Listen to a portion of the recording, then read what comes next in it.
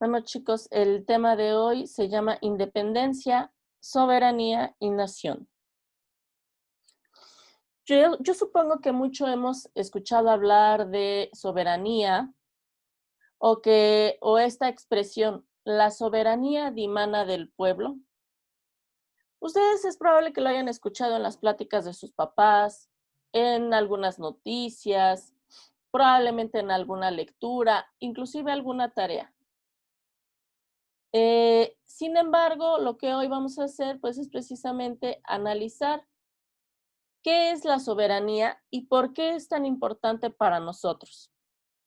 Por eso hoy vamos a recurrir a la historia para recordar qué es la soberanía o cuál ha sido ese proceso de la soberanía.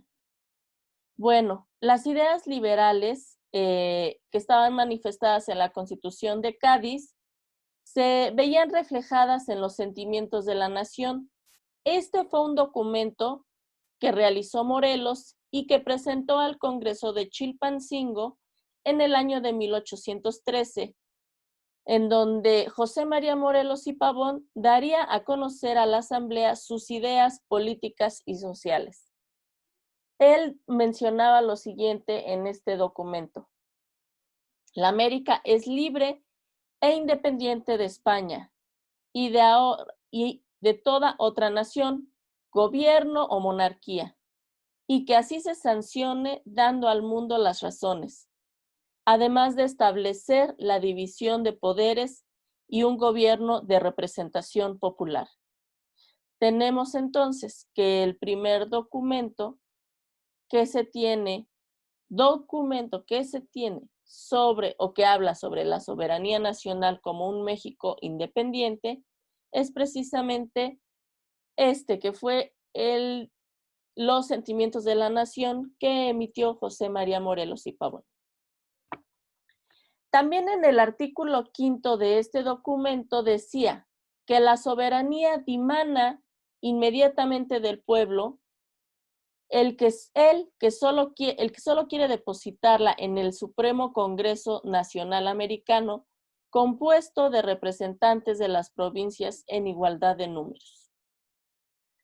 Su artículo 6 ya establecía una división de poderes para poder realizar o llevar a cabo este concepto, y decía que los poderes legislativo, ejecutivo y judicial estén divididos en los cuerpos compatibles para ejercerlos. Es decir, que para que se pudiera llegar a una verdadera soberanía, se requería de esos tres niveles. Tenemos luego, chicos, que el segundo documento o el segundo documento jurídico oficial en México en el que se establece el concepto de soberanía fue la Constitución del año de 1857. La Constitución de este año tiene el gran mérito de reorganizar al país, sobre todo al consagrar en su artículo 39 la soberanía nacional, y dice que ésta reside originariamente en el pueblo y que todo poder público va a dimanar del pueblo y se instituye para su beneficio. También el pueblo tiene en todo el tiempo el inalienable derecho de alterar o modificar la forma de su gobierno. Es decir, aquí da la facultad al pueblo para poder ejercer esa soberanía y que solamente ellos son quien pueden cambiar la forma en la que se les gobierna. Asimismo, por una parte, para organizar los derechos, en su artículo primero establecía que el pueblo mexicano reconoce que los derechos del hombre son la base y el objeto de las instituciones sociales. En consecuencia, declara que todas las leyes y todas las autoridades del país deben respetar y sostener las garantías que otorga la presente Constitución. Es decir, que si la soberanía ya se estaba estableciendo en alguna constitución, eh, el pueblo mexicano debe de respetar todo lo que mencione la Constitución, incluyendo la soberanía. Como número 3, el tercer documento jurídico en el que se establece la soberanía fue la Constitución de 1917, que es la Constitución que nosotros actualmente tenemos. Fue relativo a la soberanía el título segundo. En ella se refiere al pueblo y a los estados. Y dice, la soberanía nacional reside esencial y originalmente en el pueblo. Todo poder público dimana del pueblo y se instituye para beneficio de éste.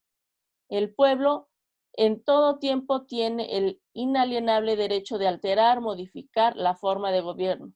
Esto lo establecía el artículo 39 de la Constitución de 1917. La segunda vez que hace referencia al término soberanía en esta Constitución es en la siguiente, dice que fue el artículo 40. Es voluntad del pueblo mexicano constituirse en una república representativa, democrática, federal, compuesta de estados libres y soberanos en todo lo concerniente a su régimen interior, pero unidos a una federación establecida según los principios de esta ley fundamental.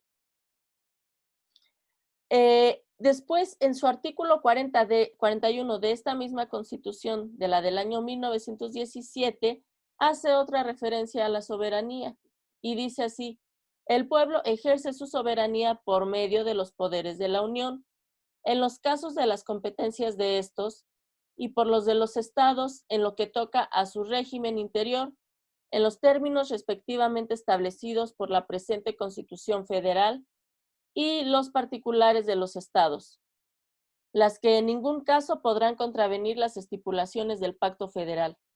Es decir, que para que nosotros podamos ejercer nuestro derecho, que es la soberanía, solo lo vamos a poder hacer a través de los poderes de la Unión.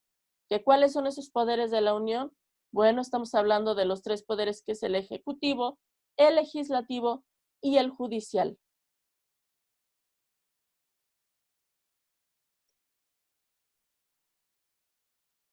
Luego, hay un cuarto que es el actual, chicos. Nuestra Constitución, aunque nosotros seguimos con la Constitución del año de 1917, algunos preceptos han cambiado, se le han hecho a la Constitución múltiples reformas, inclusive solamente se cambian a veces algunas palabras, como es el caso que ahorita les voy a presentar, pero en esencia sigue hablando de la soberanía y se respeta lo que de ella se establecía. Actualmente, en el título segundo, capítulo primero, vamos a ver lo de soberanía. Y precisamente tiene ese título, de la soberanía nacional y de la forma de gobierno. Nuestro artículo 39 de nuestra Constitución actual dice: la soberanía nacional reside esencial y originariamente en el pueblo.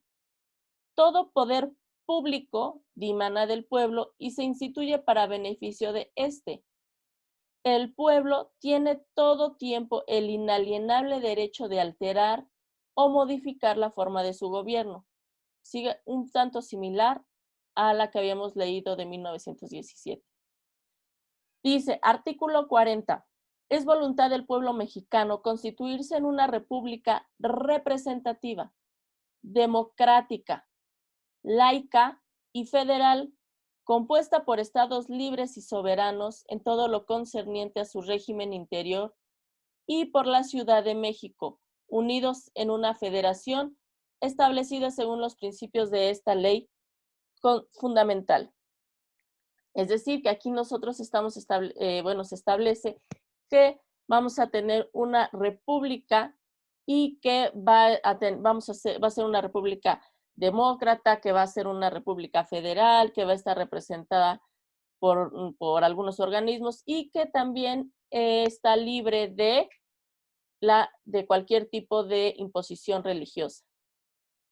Y por último tenemos artículo 41 de nuestra Constitución actual. Dice, el pueblo ejerce su soberanía por medio de los poderes de la Unión, en los casos de la competencia de estos, y por los de los estados y la Ciudad de México, en lo que toca a su régimen interior en los términos respectivos establecidos en la presente Constitución y las particulares de cada estado. Es decir, chicos, que la soberanía, lo mismo, va a estar representado. ¿Cómo nosotros la vamos a poder ejercer? Pues por medio de los poderes de la Unión, que en este caso van a ser, ¿qué? Pues el ejecutivo, el legislativo y el judicial.